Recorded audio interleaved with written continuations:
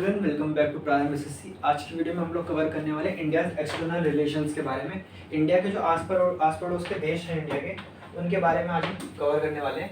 ये बहुत ही आसान सा टॉपिक है, पर बहुत ही इम्पोर्टेंट टॉपिक भी है। तो सबसे पहले नेबरहुड फर्स्ट पॉलिसी। इंडिया की जो पॉलिसी है नेबरहुड फर्स्ट पॉलिसी है। जैसे अगर हम डेली लाइफ के एग्जाम्पल्स में से भी देखें, ये एक बिल्डिंग है और ये एक बिल्डिंग है, और यहाँ पे जो अलग अलग लोग रहते हैं, और यहाँ पे भी कुछ लोग रहते हैं। तो अगर यहाँ पे कोई प्रॉब्लम है तो सबसे पहले यहीं के लोगों को पता चलेगा। ये डायरेक्ट हेल्प यहाँ से नहीं आएगी, पहले हेल्प यहाँ से आएगी।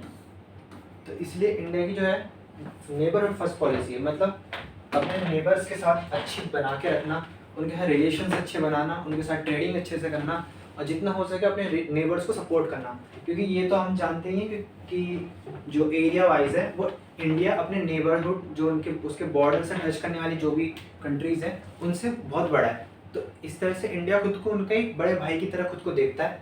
और लेकिन जो अदर कंट्रीज़ हैं वो इंडिया को एक बड़े भाई की तरह नहीं देखते, वो इंडिया को एक ऐसे देखते हैं जैसे कि ये बड़ा स्टेट है, बड़ा कंट्री है, तो ये हम सब पे रूल कर रहा है, अपनी अपनी चलाता है, हमारे बारे में कुछ सोचता है। बल्कि ऐसा है नहीं, इंडिया सबके बारे में सोच के चलता है और काफ़ी अच्छी बना के रखने की कोशिश करता है कंट्री से।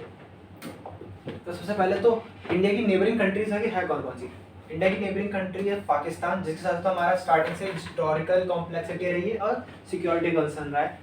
चाइना इंडिया का नेबर है, इस साइड चाइना पड़ जाता है, ये इस साइड चाइना, पाकिस्तान, अफगानिस्तान, नेपाल, बांग्लादेश, भूटान, श्रीलंका, यहाँ पे मालदीव्स आते हैं। तो एक है नेपाल, एक भूटान, बांग्लादेश, म्यांमार, श्रीलंका, मालदीव्स और अफगानिस्तान। ये जो है ये हमारे नेबरिंग कंट्रीज हैं। ये हमारे साथ लैंड के थ्रू या वाटर के थ्रू आसपास के एरिया से हमारे से कैसे ना कैसे कनेक्टेड है और आसपास जुड़े हुए हैं। और नेबरिंग कंट्रीज पे इंडिया इसलिए ज़्यादा ध्यान देता है क्योंकि ये एक तरह से देखा जाए तो हमारे कल्चर से, हमारा हिस्टोरिकल बैकग्राउंड एक दूसरे से जुड़ा हुआ है, और इसी तरीके से हम एक दूसरे से सारे जुड़े हुए हैं। इसलिए इंडिया इनके बारे में पहले सोचता है बाकी कंट्रीज से। अब इंडिया और पाकिस्तान के रिलेशंस कैसे हैं। इंडिया और पाकिस्तान के रिलेशन स्टार्टिंग से ही कुछ अच्छे नहीं हैं।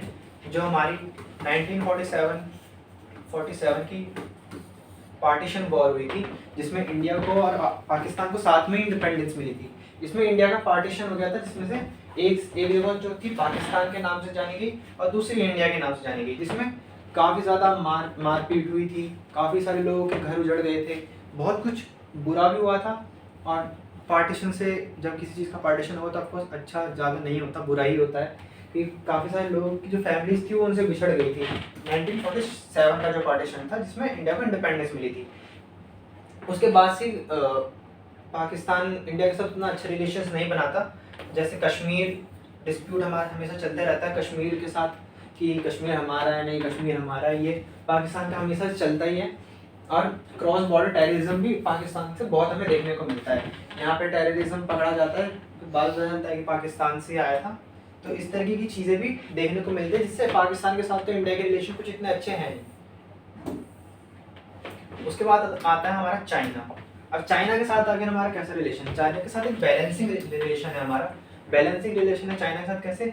चाइना इंडिया के टॉप ट्रेडिंग पार्टनर्स में से एक चाइना भी है, और इकोनॉमिकली हम एक दूसरे को सपोर्ट करते हैं, ट्रेडिंग में एक दूसरे को सपोर्ट करते हैं, हमारे रिलेशंस भी अच्छे हैं, ऐसे कोई बुरे रिलेशंस नहीं है। लेकिन कुछ जो रिलेशंस आ जाते हैं जो कि LAC, line of actual control, इन सब पे हमारा कुछ बॉर्डर डिस्प्यूट्स हमारे चलते रहते हैं छोटे मोटे, जिस वजह से बॉर्डर डिस्प्यूट्स भी हैं और हम एक दूसरे को सपोर्ट भी करते हैं, कॉर्पोरेट भी करते हैं। जैसे ब्रिक्स और संघीय कॉर्पोरेशन ऑर्गेनाइजेशन लिमिटेड, ब्रिक्स, ऐसे जो फाउंडेशंस हैं, ये इन सब में इंडिया और चाइना मिलकर एक दूसरे को कॉर्पोरेट भी करते हैं, सपोर्ट भी करते हैं।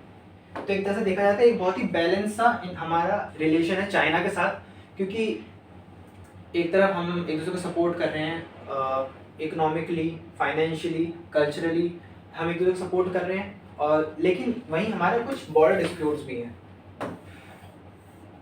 अब नेपाल के साथ हमारे कैसे रिलेशन है। एकदम कल्चरल रिलेशन हमारा नेपाल के साथ है। नेपाल के साथ बहुत ही ज़्यादा कल्चर शेयर होता है हमारा। नेपाल के साथ हमारा ओपन बॉर्डर सिस्टम है। इजीली नेपाल के लोग इंडिया में आ जा सकते हैं, इंडिया के नेपाल में आ जा सकते हैं, घूमने भी जा सकते हैं और ऐसे भी जा सकते हैं। तो हमें ऐसे कोई वीज़ा की ज़रूरत नहीं पड़ती, एकदम ओपन बॉर्डर सिस्टम होता है नेपाल और इंडिया के बीच में। और कल्चर एक दूसरे से शेयर करते हैं, रिलीजन्स बहुत ही ज़्यादा कॉमन है इंडिया और नेपाल में। तो इकोनॉमिकली भी इंडिया जो है नेपाल की बहुत ज़्यादा मदद करता है, इन्वेस्टमेंट करता है, जिससे इंडियन नेपाल के रिलेशंस काफ़ी अच्छे हैं। ऐसा कोई मेजर डिस्प्यूट वगैरह इंडिया का नेपाल के साथ है नहीं। उसके बाद अगर हम देखें इंडिया और भूटान के कैसे रिलेशन है, तो एक यूनिक बॉन्ड की तरह माना बताया गया है। मतलब काफ़ी गुड से रिलेशन है इंडिया और भूटान के बीच में। ये टोटली डिपेंड है ट्रस्ट के ऊपर। इंडिया और भूटान एक दूसरे पर काफ़ी ट्रस्ट करते हैं, एक दूसरे के साथ कल्चर शेयर करते हैं। भूटान में जो हाइड्रो पावर कॉर्पोरेशंस होती हैं उसमें इंडिया बहुत ज़्यादा इन्वेस्ट भी करता है।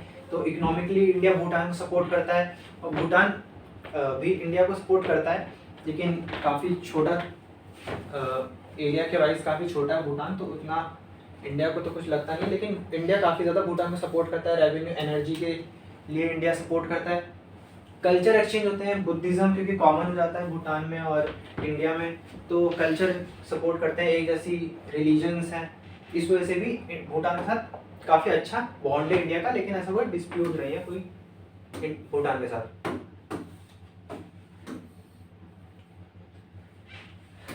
इंडिया और बांग्लादेश के आखिर कैसे रिलेशन है? इंडिया और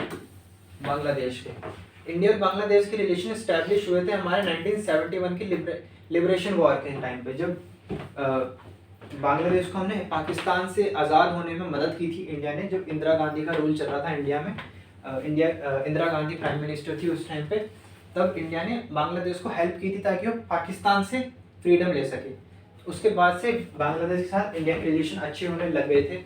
और उसके बाद धीरे धीरे क्योंकि अगेंस्ट है बांग्लादेश भी क्रॉस बॉर्डर टेररिज्म के, जो कि पाकिस्तान में काफ़ी चलता है। क्रॉस बॉर्डर टेररिज्म काफ़ी ज़्यादा पाकिस्तान में चलता है, बांग्लादेश भी उसके अपोजिट है और इंडिया के अपोजिट है। तो ऐसा होता है दुश्मन का दुश्मन दोस्त, उसी तरीके का रिलेशन बांग्लादेश और इंडिया का भी है। और अब इंडिया कल्चर इशू में, रिवर ट्रीटीज़ में, काफ़ी सारी जगहों पे बांग्लादेश के साथ काफ़ी अच्छे रिलेशंस बना चुका है।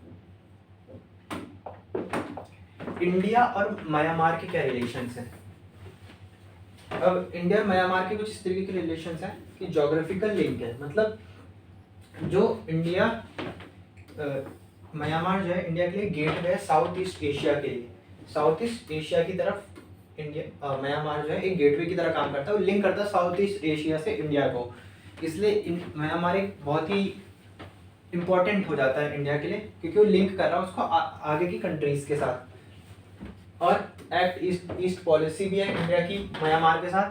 और बाकी वही सेम चीज़ें, इंडिया म्यांमार में भी इन्वेस्टमेंट करता है और फंडिंग प्रोवाइड करता है और कल्चर एक्सचेंज चलता है इंडिया के साथ म्यांमार का, रिलीजन एक्सचेंज चलता है। ऐसी काफ़ी सारी चीज़ें, बुद्धिज़्म, क्योंकि ये उस साइड की कंट्रीज़ में बुद्धिज़्म काफ़ी कॉमन है बुद्धिज़्म, तो इंडिया में बुद्धिज़्म भी माना जाता है। इसलिए काफ़ी अच्छे रिलेशन, ऐसा कोई मेजर डिस्प्यूट वगैरह म्यांमार के साथ भी नहीं है। इंडिया और श्रीलंका के आखिर किस टाइप के रिलेशंस हैं? इंडिया और श्रीलंका, जैसे इंडिया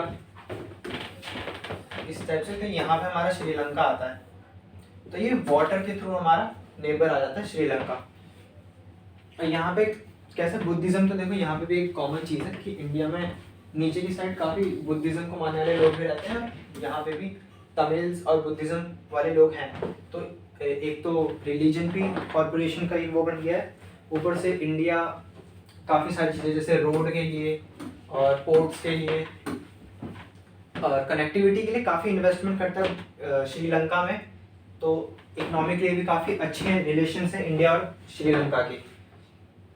इंडिया श्रीलंका का बस एक वो छोटा सा प्रॉब्लम ये है कि जो श्रीलंका है इसमें जो तमिल्स हैं, तमिल्स के जो राइट्स उनको लेकर इंडिया काफ़ी कंसर्न दिखाता है, काफ़ी ज़्यादा चिंतित रहता है उनके राइट्स के लिए। क्योंकि एक टाइम पे इंडिया से ही कुछ तमिल्स गए थे श्रीलंका में, जो अब श्रीलंका में ही रहते हैं।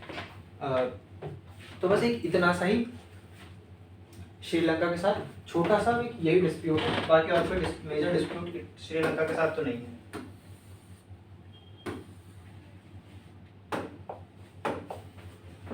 मालदीव्स और अफगानिस्तान के साथ इंडिया का क्या रिलेशन है? अफगानिस्तान के साथ तो एक सिंपल डेवलपमेंट पार्टनर है। इंडिया जो है अफगानिस्तान को डेवलप होने के लिए काफ़ी हेल्प करता है, इन्वेस्टमेंट्स करता है उस जो वहाँ पे पोर्ट्स, रोड्स, काफ़ी चीज़ें बनवाता है, ब्रिजेस बनवाता है। और अफगानिस्तान जो है वो भी इंडिया को काफ़ी कॉर्पोरेट करता है इंडिया के साथ। और ऐसा कोई मेजर डिस्प्यूट वगैरह अफगानिस्तान के साथ भी नहीं है, पर ऐसा कोई बहुत अच्छा रिलेशन भी नहीं है अफगानिस्तान के साथ। वहीं मालदीव जो है, मालदीव्स के साथ जो है मैरीटाइम पार्टनर है, मतलब मालदीव्स में इंडिया मैरीटाइम के लिए बहुत ज़्यादा इन्वेस्टमेंट करता है और उनको भी ऐसी फाइनेंशियली सपोर्ट करता है, कॉर्पोरेशन करता है उनके लिए, और कनेक्टिविटी इंक्रीज करने में मदद करता है। श्रीलंका में एक मेजर डिस्प्यूट वो भी था, श्रीलंका में एक मेजर डिस्प्यूट, एक छोटा सा डिस्प्यूट ये भी था कि जैसे जब यहाँ पे फिशरमैन जो होते हैं यहाँ के और यहाँ के, तो इंडिया के कुछ फिशरमैन जो होते हैं वो श्रीलंका के वाटर में, जो कि बटा हुआ है, इतना श्रीलंका के पार्ट में आएगा, इतना इंडिया के पार्ट में आएगा। तो जो इंडिया के फिशरमैन होते हैं वो कभी कभार क्या होता है, वो श्रीलंका के उसमें से फिशिंग कर लेते हैं और श्रीलंका वाले इंडिया में से कर लेते हैं। तो इन लोगों का झगड़ा हो जाता है आपस में कि भाई तुमने हमारे इसमें से कैसे बिना पूछे कैसे हमारे यहाँ से फिशिंग कर ली। तो ये भी एक छोटा सा डिस्प्यूट है श्रीलंका के साथ। कंक्लूजन पे आ जाते हैं। तो मेन हमारा कंक्लूजन ये निकल के आता है कि इंडिया जो है वो बेसिकली सभी जो उसकी कंट्रीज है उन सबके साथ अच्छे बॉन्ड बनाने की कोशिश करता है, और कई हद तक बाकी कंट्रीज भी सपोर्ट करती हैं, कुछ कंट्रीज को छोड़ के, जैसे पाकिस्तान वो टेररिज्म को ज़्यादा सपोर्ट करता है। इंडिया बाकी जो अदर कंट्रीज हैं टेररिज्म को सपोर्ट नहीं करते हैं साफ साफ। तो एक्सटर्नल रिलेशन जो है वो ज़्यादातर अच्छे ही हैं, इंडिया के ज़्यादातर कंट्रीज के साथ अच्छे ही हैं, इकोनॉमिकली बहुत अच्छे हैं, कल्चरली बहुत अच्छे हैं। और ज़्यादातर जो इंडिया करना चाहता है वो सफल हुआ है उस चीज़ को करने में कि अपने रिलेशंस सारी नेबरिंग कंट्रीज के साथ अच्छे बना के रखे।